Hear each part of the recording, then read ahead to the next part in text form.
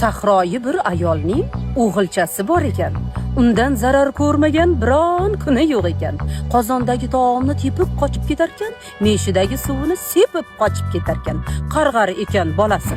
Qila olmasdan ipini qirqib ketganida u kir yoyganda ipini, "Hoy, ipimni qirqmagin, qalbingga ilm to'lgur. Hoy, meshimni teshmagin, Ka'baga imom bo'lgur. Voy, o'lmasam sichqon dumin kesmagin, beozor bo'l, to'g'ri yur. G'arib yulin to'smagin, Ka'baga imom bo'lgur." Demas ekan, "Juvon mark, harom, maras o'lgur." Bitta ekan qarg'ishi, Ka'baga imom bo'lgur. Niyat ketdi, vaqt o'tdi. Misli yel yosh shabbodi, shu onaning shu o'g'li imom bo'ldi Ka'baga.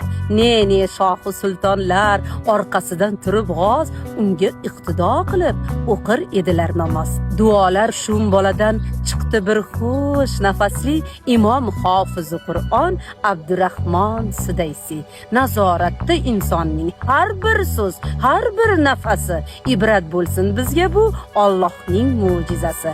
Komil inson ko'rdingmi marhabo, balki ular ota-ona elidan duo olgan bolalar. Marhabo Karimova.